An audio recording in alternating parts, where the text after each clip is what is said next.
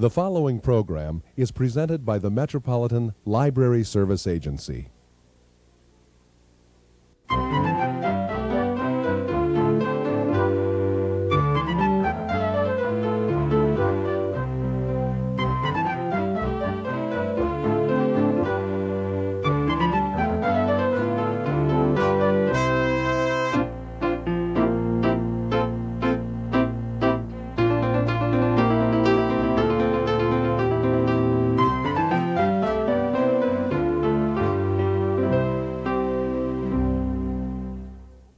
Hello, welcome to All About Kids, a program focusing on the interests of children and young people and some of the issues affecting them. Helping young children learn to treat others with dignity and respect is a challenge facing parents and society. Our guest today, Henry Florentius, is the co-director of Minnesota Friends of Anne Frank.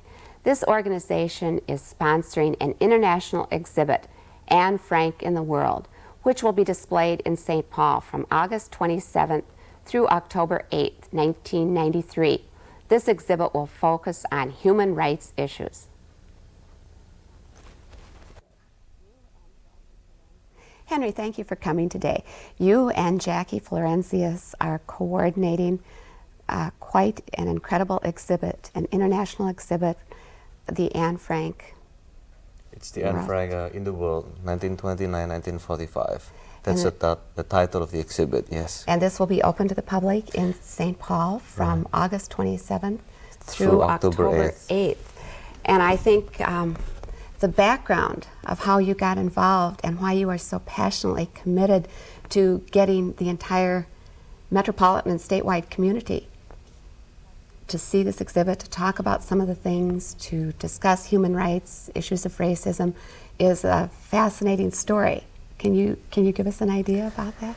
Well, the whole thing started when Jackie and I visited the Anne Frank house in May 1991.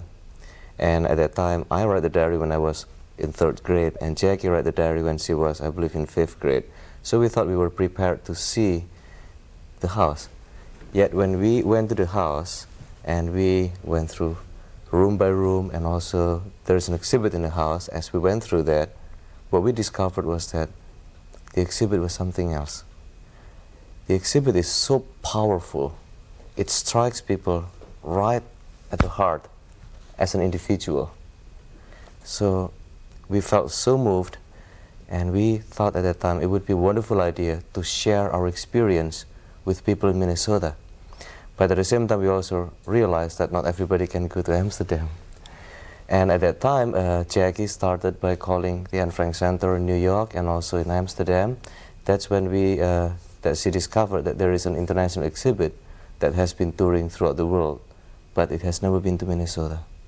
So we thought it would be a wonderful opportunity to bring it here and share our experience with people in Minnesota. And the whole idea, I think, behind the exhibit is the idea of a young Jewish girl who was killed in the Holocaust, yet had a feeling of empathy, a feeling that there is good in all humanity.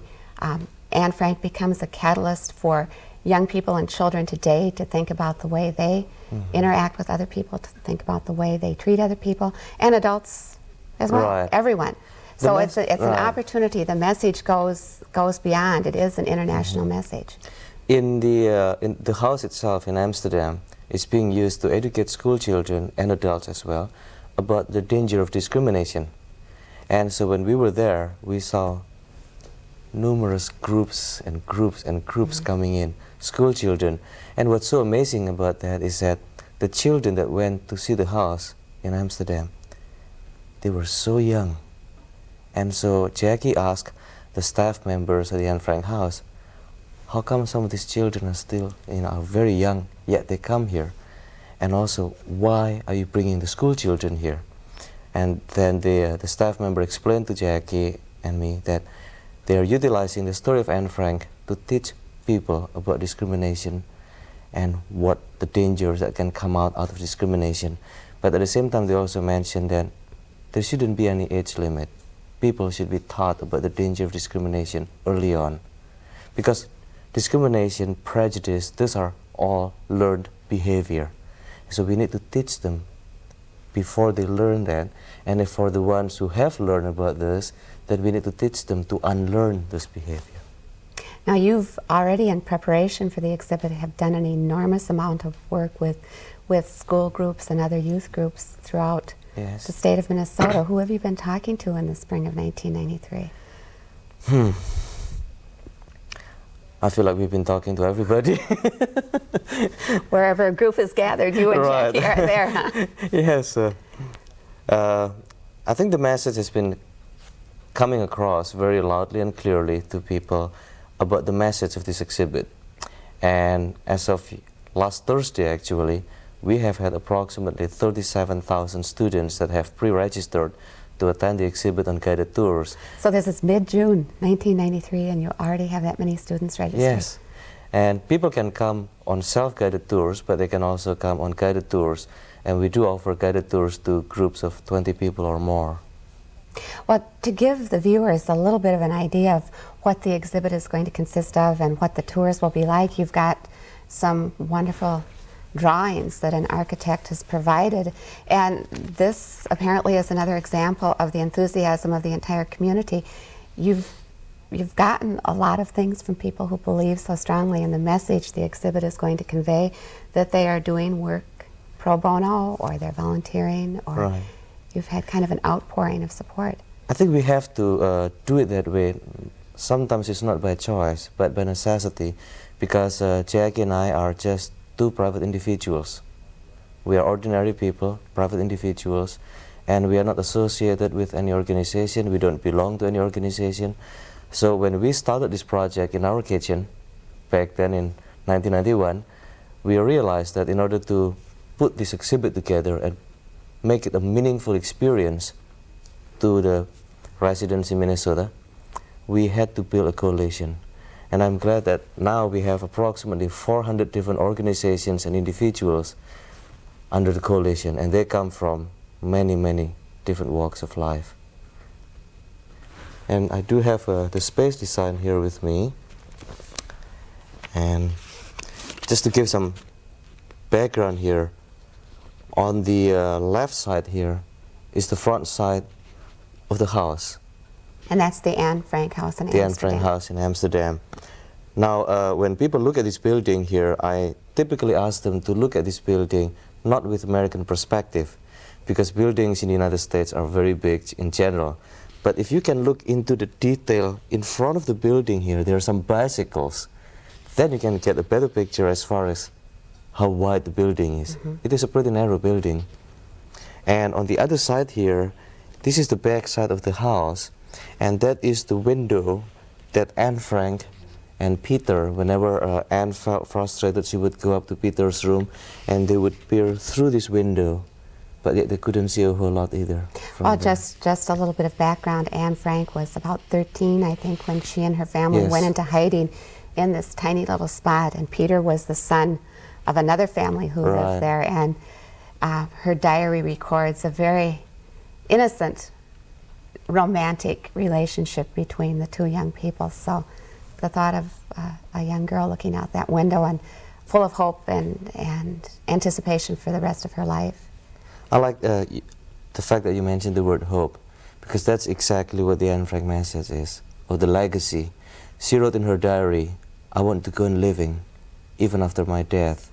And I think she has accomplished that many times over, because the diary has been translated into 54 different languages, and millions of people have read the diary.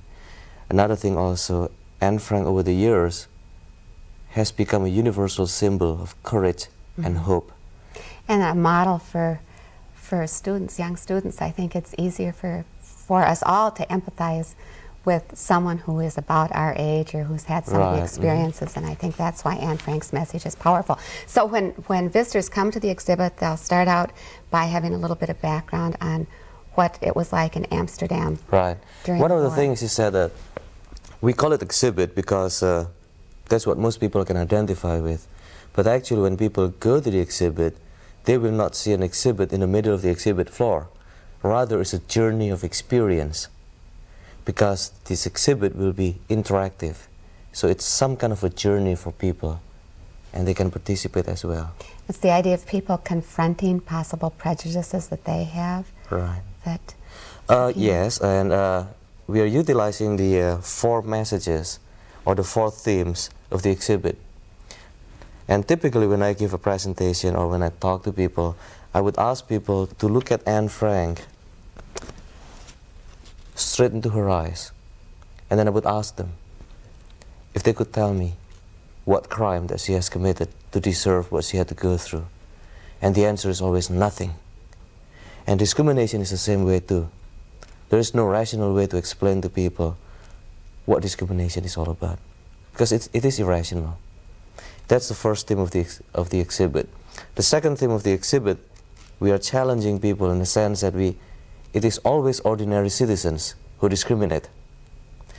And the third message is that discrimination is a matter of personal choice. In a democratic society like ours, we do make choices in our daily lives. And we have the choice, it is within our power, to discriminate against somebody or not to discriminate. And the fourth theme is that the discrimination, prejudice, bigotry and hatred, they existed in the past and they still exist today. But I really like the second theme, that it is ordinary citizens who discriminate. In fact, when people go to the exhibit hall later on, in the Great Hall, as they walk in, the first thing that they will see will be the message from Anne Frank, that in spite of everything, I still believe that people are really good at heart. I know it's very hard to think of it, because I'm not really sure that if I had been in a similar situation that I could still write such statement. It is unbelievable. But then as people walk in and then they turn to the left, they will see from floor to ceiling the 4 themes of the exhibit. And do you have a page in your yes, indeed, your I can. that shows that? Right. And this is the architectural sketch, kind of. As people walk into the hall and then they turn left, they will see this exhibit or mural from floor to ceiling, and there would be the 4 themes of the exhibit. But the second theme that says it is ordinary citizens like you and I who discriminate, we will place that at eye level on mirrors, so that as people read that statement, they see themselves. We want to challenge people to recognize and kind of to nudge a little bit that we all have prejudices in our lives. Now, how are you preparing the tour guides? Are they going to have some training and orientation that would be age appropriate? So for instance, if a 1st or a 2nd grade class came through, they'd have a little bit different presentation than a high school class. We made that preparation back in November 1992. That's when we put together a team of teachers, not just from the metro areas, but also from outstate areas. Some of them also had to drive for hours to come. And we feel very proud to be able to involve teachers from the rural areas that normally do not have similar opportunities as teachers in the metro area. And we put together 3 curriculum packages. And the first one is for grades K through 4, the second one is for grades 5 through 8, and the third one is for grades 9 through 12.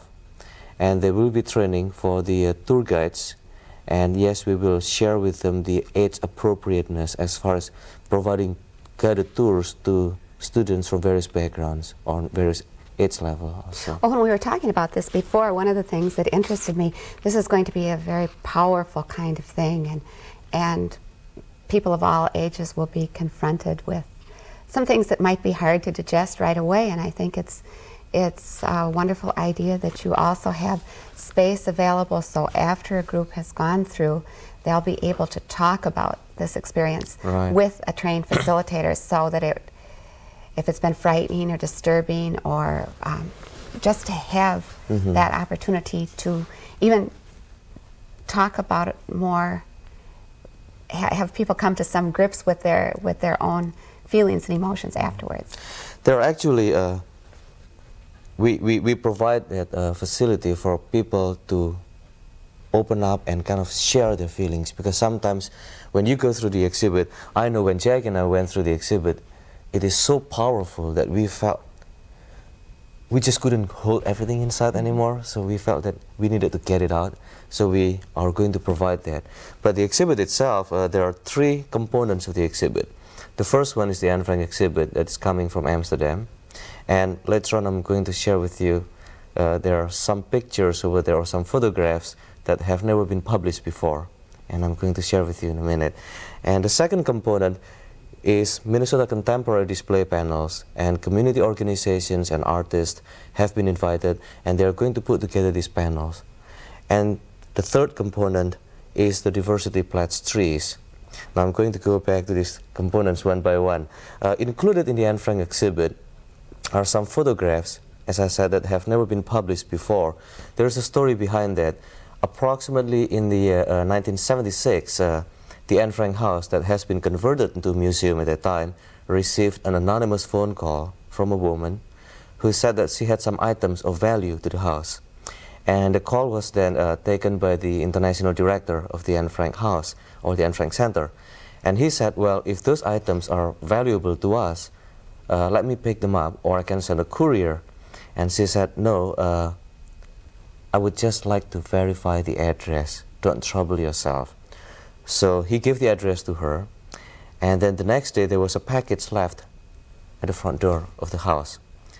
And so he picked up the package, brought it into his office. He didn't think much about what the package would be, because they received packages all the time. When he had the opportunity to open the package, he was so shocked, because it contained a collection of family photographs. So he brought the package to Otto Frank, who was still alive. Otto, as you know, was the only survivor. And he was Anne Frank's father. Anne Frank's father, right. So he brought this package to Otto Frank, and he asked Otto, do you know where these pictures might have come from? And of course Otto too was very shocked. And finally, with his teary eyes, he said that, no, I don't really know where they might have come from, but I have some ideas. Because shortly before we went into hiding, I personally hid some of these pictures on the back panel of Anne's piano. So somebody still has Anne's piano up to now. Now, Otto Frank was an avid photographer, so he kept meticulous records of his family pictures. And when I heard about that, I found it very hard to believe. Now, the second component of the exhibit is the Minnesota Contemporary display panel. And the idea is born from what's going on in our community today. I think far too often we read in the newspapers or anywhere else in the news, we heard people saying phrases such as, you don't understand me because you're not black. You don't understand me because you're not Asian. You don't understand me because you're not a Jew or a woman or different age level or different sexual orientation. And the list goes on and on and on and on. And yet all the statements are true. But even though they are true, what those statements are doing are building the walls higher and higher. It's like saying, you don't understand me because I'm not a woman, you're not an Asian person, and I don't understand you because you're not, a woman. And then that's it. That's the end of the story. So we are creating the venue for people. And we acknowledge it is true, and you are right. I would never be able to understand how it feels like to be a woman. And you would never be able to understand how it feels like to be an Asian person. If I take it one step beyond, I would never be able to understand how it feels like to be an Asian person other than from my own experience. Because when we talk about an Asian person, what does that mean? It is so broad. There is no one Asian. Right. So we are providing this venue to various groups to tell us their stories. And let's find the common thread upon which we can then build peace, harmony, and justice for all. And the third component is the diversity pledge trees. As people go through the exhibit, there would be questions, that they would be challenged, such as, who was Anne Frank? And hopefully by then they would know who Anne Frank was. And we would ask them also, had she lived next door to you, what would you do? Then we would turn the question around and we would ask them, who are Anne Franks? There are still millions of Anne Franks in today's society. She can be across the ocean in Bosnia-Herzegovina, in East Timor, in Cambodia, in Tibet. In Bloomington, Minnesota. Then we bring that home in Bloomington, in St. Paul, in your communities, in your neighborhoods, or maybe in your own homes, or maybe even yourself. There are still millions of Anne Franks, and we ask the same question now. What would you do as an individual? What would you personally do? Then we ask people to express their commitment to make a difference in their communities, and there will be trees that they can write down their personal messages.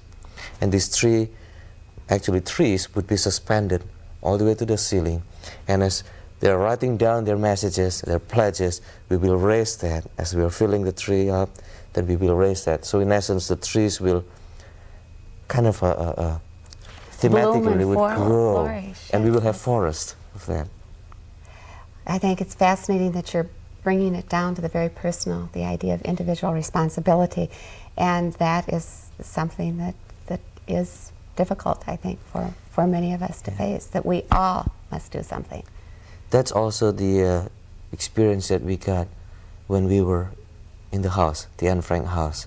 And that is a very same experience that we want to share with people here. I think the very fact that you have so many people from all over the state who are involved in helping plan this indicates that there is a real need, that people see this is something very important. There is a group, the Friends of Anne Frank, who are working with you and Jackie in the development of this whole project. What is that group particularly doing? The group consists of, they're doing different tasks, because there are only two people, Jackie and I, and we just cannot do everything ourselves. Okay. Seems like you've done so much so far. So they're helping us, and they're doing many, many different things. I guess if I use the word helping, it might not be appropriate, because some of them, yes, they're helping us, but some of them actually, they're doing their tasks themselves. So we are working side by side, and the coalition consists of from places of worship, various ethnic organizations, cultural groups, even a few librarians in the bunch, I think. Librarians, right, and various colleges, Department of Education, and various city departments, and also government employees, corporations, foundations, and also some international organizations as well, such as the Amnesty International, the United Nations, and Center for Victims of Torture, and many other organizations. Sounds like almost impeccable endorsements and credentials. How is this going to be announced in other ways to the community? I would assume you've made great inroads with the schools, right, and with youth groups. There will be press coverage, so people will be able to hear more about it. And again, I used the word coalition so many times. Also for the PR, public relations, we do have a coalition for that. Because initially when we approached PR companies or media firms, they felt overwhelmed due to the size of the project and the nature of the project and the very far outreaching of the project. So we built a coalition. And I think it speaks very well too, because that's what this project is all about. We like to bring people together and work together. Well, obviously, so we have a as people are that. working together, I would imagine a lot of barriers have already come down as people work to build something like this. It must be happening.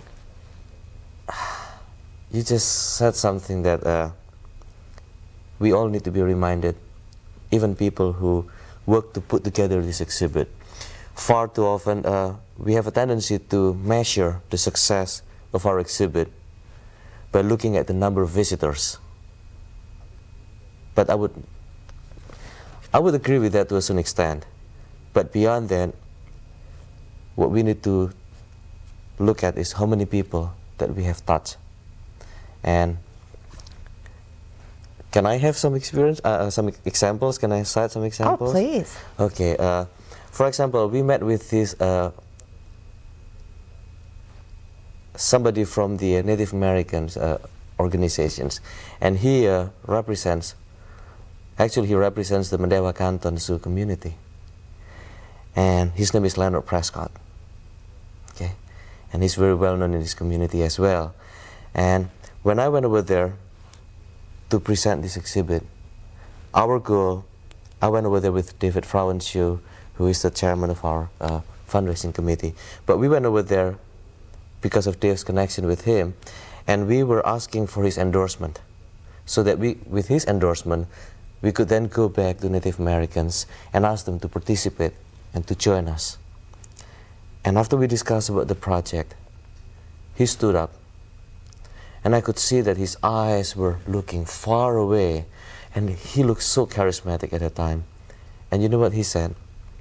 He said, "Go back to your group. Tell the blacks, we Indians share their pain.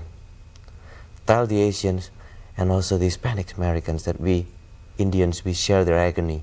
And also please tell the Jews, we understand their pain and sufferings.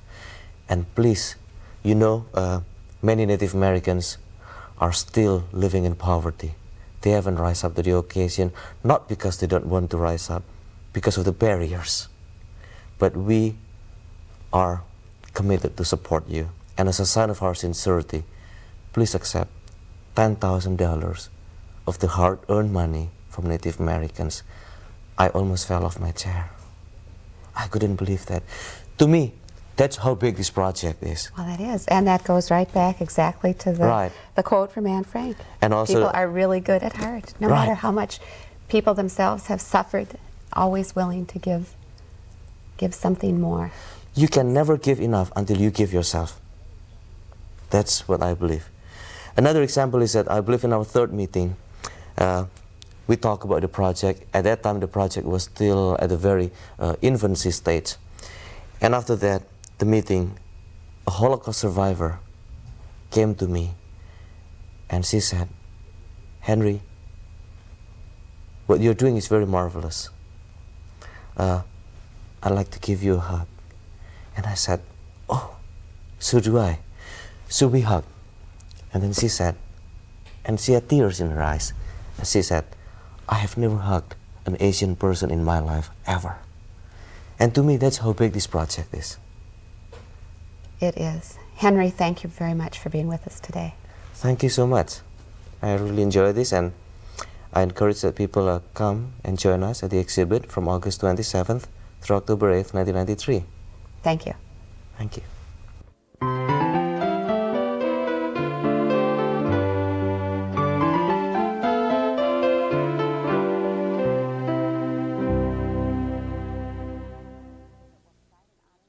The Anne Frank in the World exhibit will provide an opportunity for us as individuals to look at how we can help end some of the discrimination and intolerance facing our society today.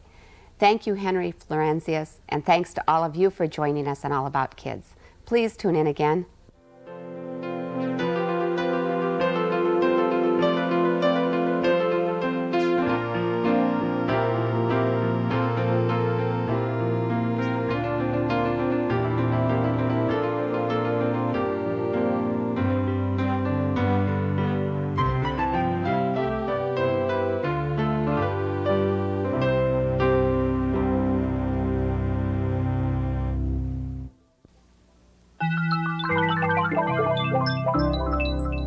This has been a presentation of Hennepin County Library in conjunction with the Twin Cities Metropolitan Library Service Agency. We thank you for watching, and we hope you visit your public library often.